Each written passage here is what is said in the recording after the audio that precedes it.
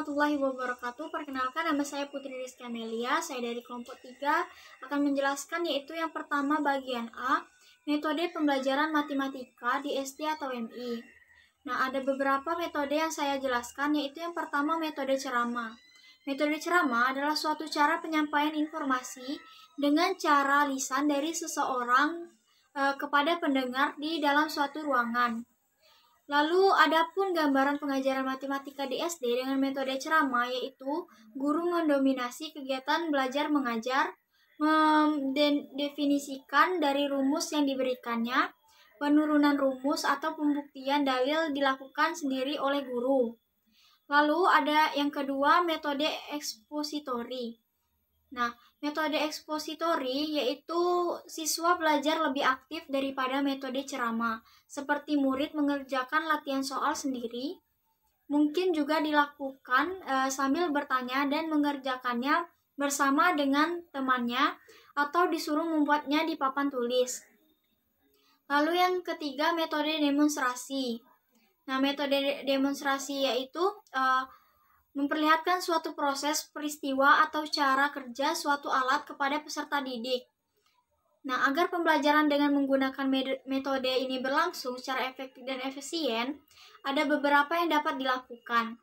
Yang pertama yaitu lakukanlah perencanaan yang matang sebelum pembelajaran dimulai. Yang kedua, rumuskanlah tujuan pembelajaran dengan metode demonstrasi, dan pilihlah materi yang tepat untuk didemonstrasikan. Yang ketiga, buatlah garis besar langkah-langkah demonstrasi.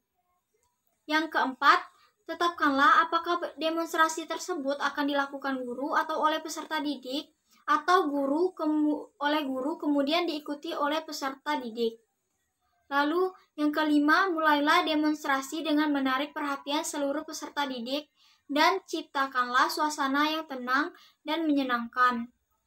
Lalu yang keenam, upayakanlah agar semua peserta didik terlibat secara efektif dalam kegiatan pembelajaran.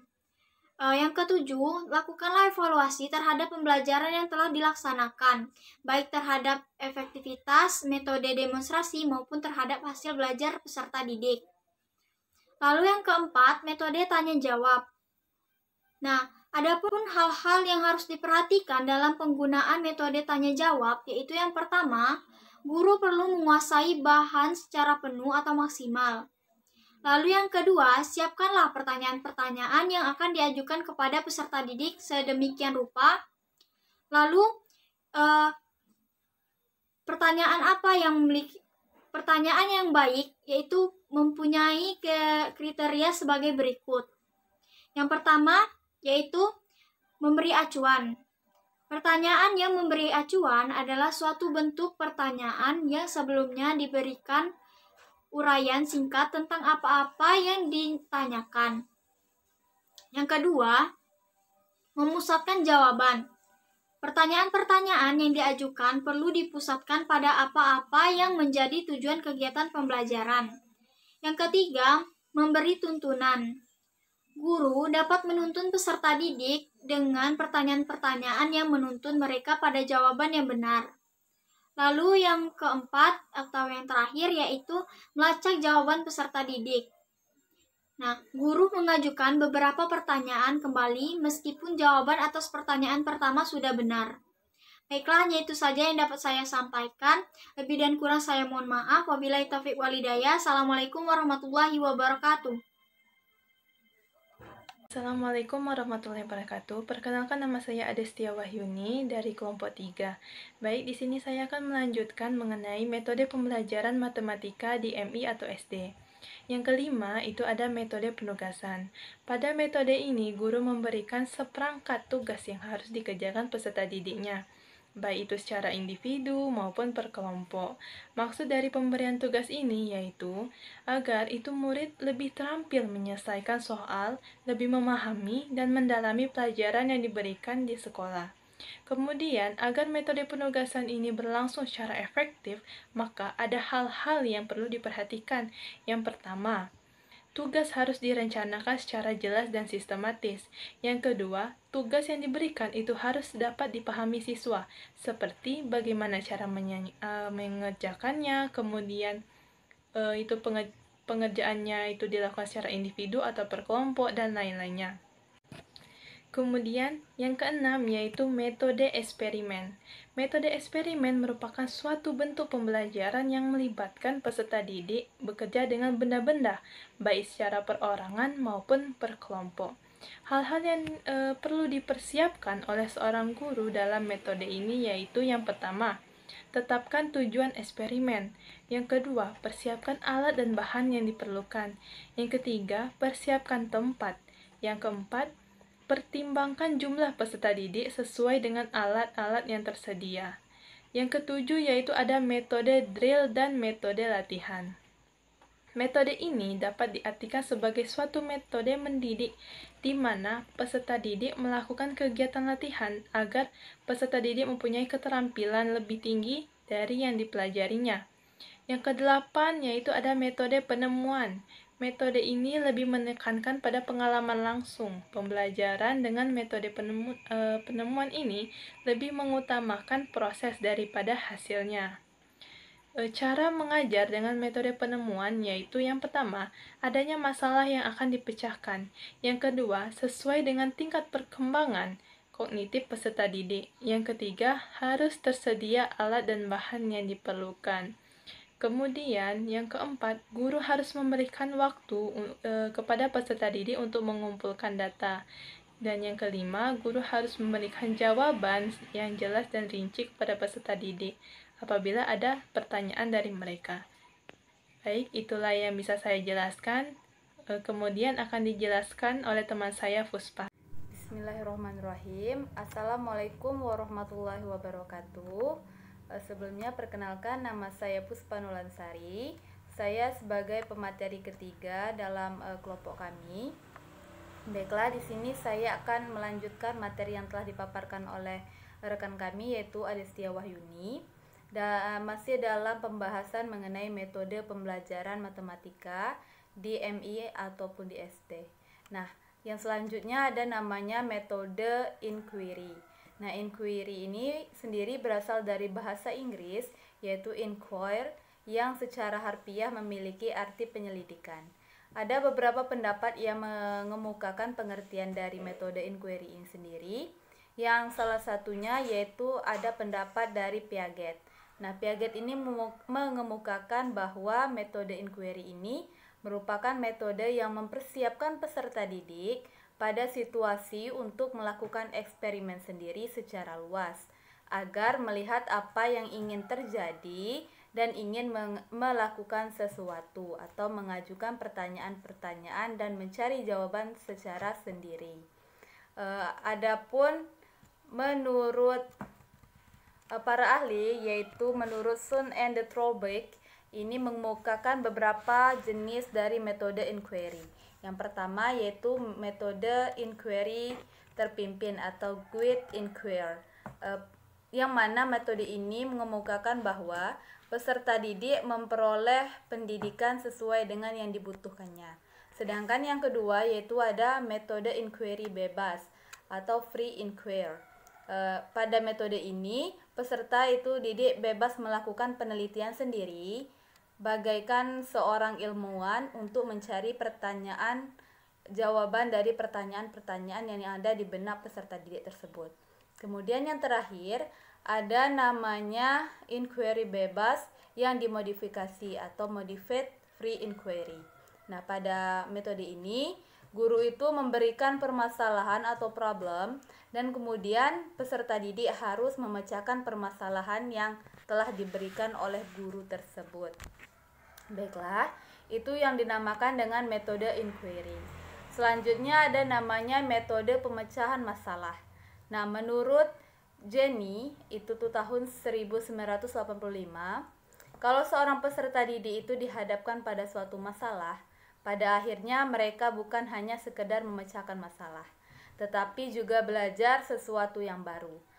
Dalam pembelajaran dengan metode pemecahan masalah ini harus melalui beberapa langkah-langkah yang perlu dilewati agar terciptanya metode pemecahan masalah tersebut. Yang pertama yaitu merasakan adanya masalah-masalah yang potensial kemudian merumuskan masalah, kemudian mencari jalan keluarnya. Yang keempat itu memilih jalan keluar yang paling tepat yang perlu digunakan dalam pemecahan masalah tersebut, kemudian melaksanakan pemecahan masalah tersebut, dan yang terakhir itu menilai apakah pemecahan masalah tersebut dilakukan sudah tepat atau belum. Dan yang terakhir, metode yang sering digunakan dalam pembelajaran matematika sendiri adalah metode permainan. Nah, metode permainan ini sering kita jumpai dalam hal pembelajaran matematika, karena pembelajaran matematika ini juga menganggap bahwa tidak terlalu monoton jika melakukan sebuah permainan. Walaupun permainan matematika ini menyenangkan dalam penggunaannya, ini juga harus dibatasi, barangkali sekali-kali juga diberikan untuk mengisi waktu dan mengubah suasana yang baru. Namun jangan terlalu sering untuk melakukan permainan, karena mungkin anak akan terlena akan permainan tersebut dan tidak memperhatikan materi yang diberikan oleh guru. Mungkin itu saja materi yang dapat saya sampaikan. Saya ucapkan terima kasih. Wallahul muwaffiq ila aqwamit thoriq. Wassalamualaikum warahmatullahi wabarakatuh. Assalamualaikum warahmatullahi wabarakatuh. Perkenalkan, nama saya Sandy Jupitri. Di sini saya akan melanjutkan materi yang sudah disampaikan oleh Saudari Puspa. Baiklah, saya akan menjelaskan B. Teknik-teknik mengajar matematika.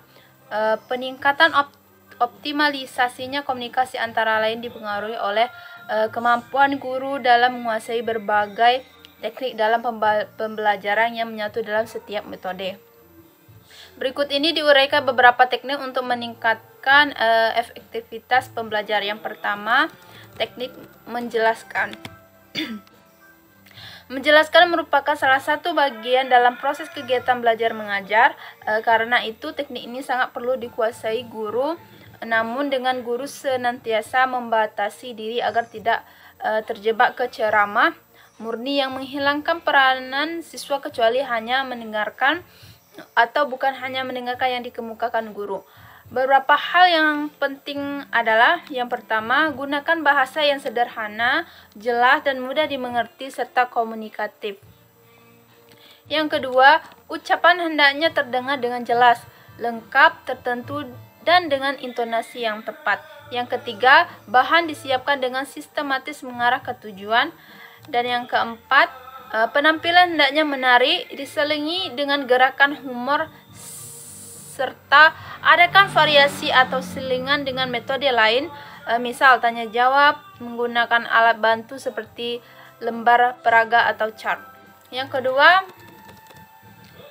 teknik bertanya. Ada pepatah dalam pengajaran, questioning is the heart of the teaching.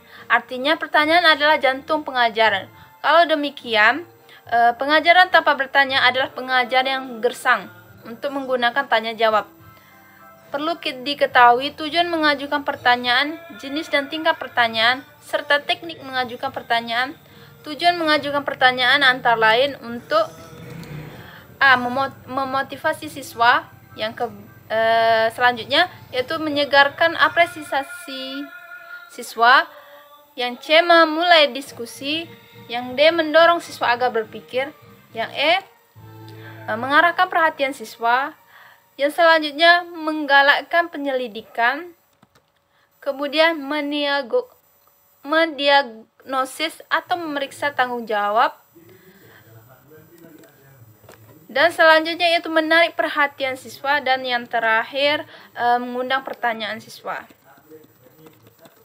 Kemudian yang ketiga yaitu teknik pembelajaran. Baiklah, Assalamualaikum warahmatullahi wabarakatuh. Perkenalkan, nama saya Aziza Finur Kamala. Saya pemateri terakhir dari kelompok 3.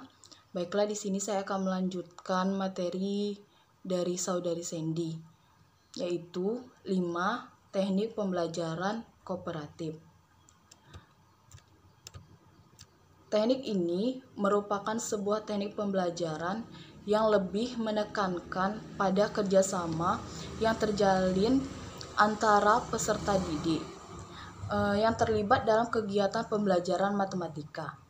Di sini, seorang tenaga pendidik dapat membentuk kelompok-kelompok peserta didik yang mana setiap kelompok tersebut diberikan tugas untuk menyelesaikan persoalan matematika.